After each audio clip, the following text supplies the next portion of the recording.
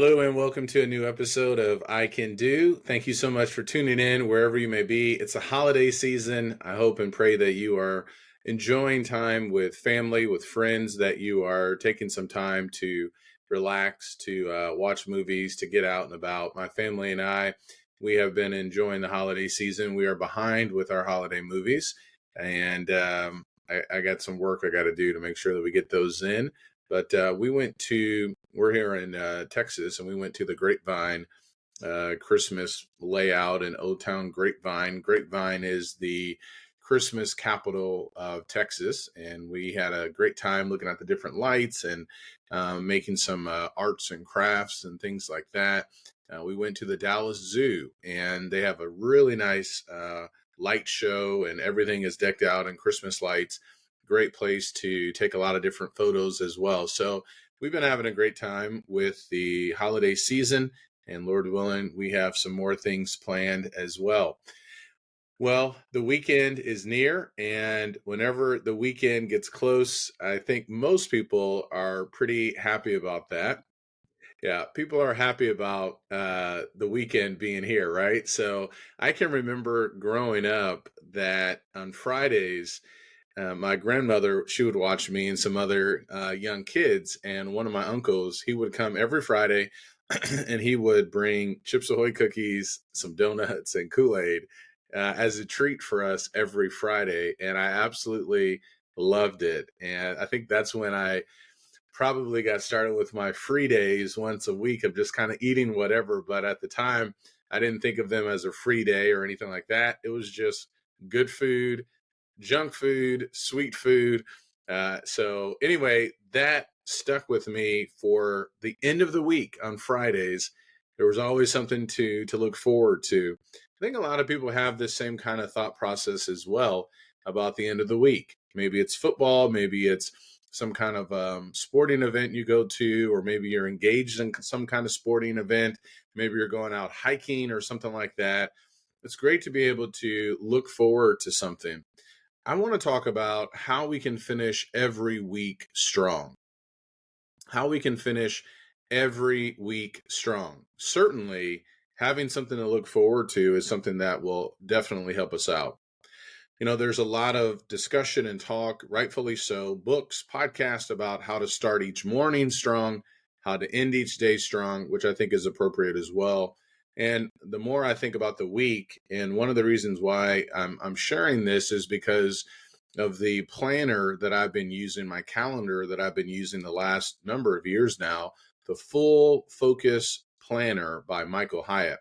One of the exercises that I really like is at the end of each week, there are certain prompts that he has that a person can walk through to take some time to reevaluate the week, to see what went well, where improvements need to be made, and things like that.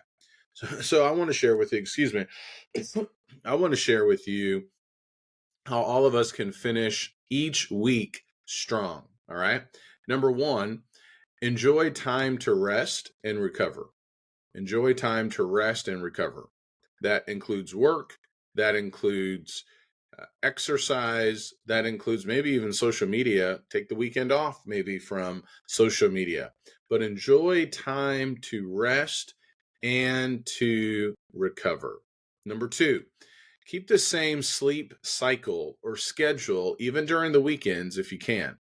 Keep the same sleep cycle or schedule during the weekends if you can.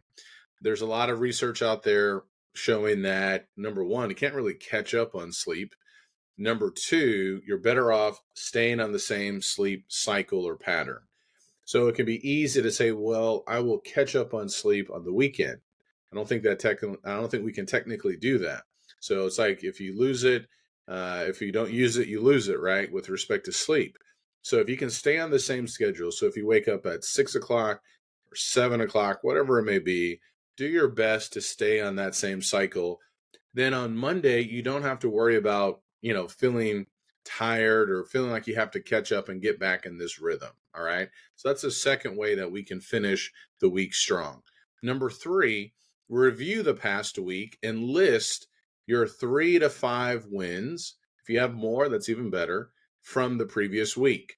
Now, this is directly from Michael Hyatt's planner, which I really love, taking the time to look at where have I won this week? Now, what does that mean? Well, did you follow through with something? Did you hit the majority of your workouts? Did you take time to do your daily Bible reading? Did you do your mental exercises? Whatever it may be.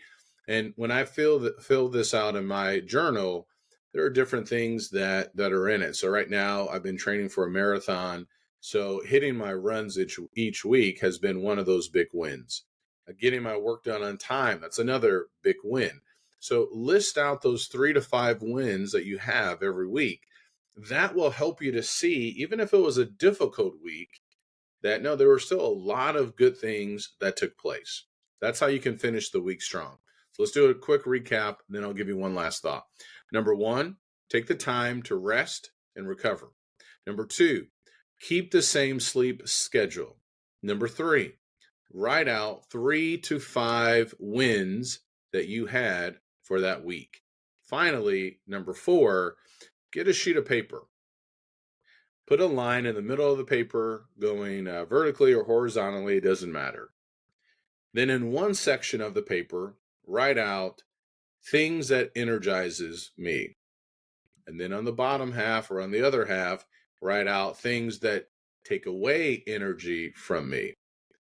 Then you will write in those spaces what has been energizing you, what energized you for the week. So I was talking to someone here and he had mentioned that he was just feeling really good. And I said, why?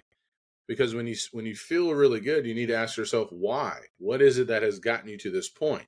He said, well, I've been going to bed a little bit earlier.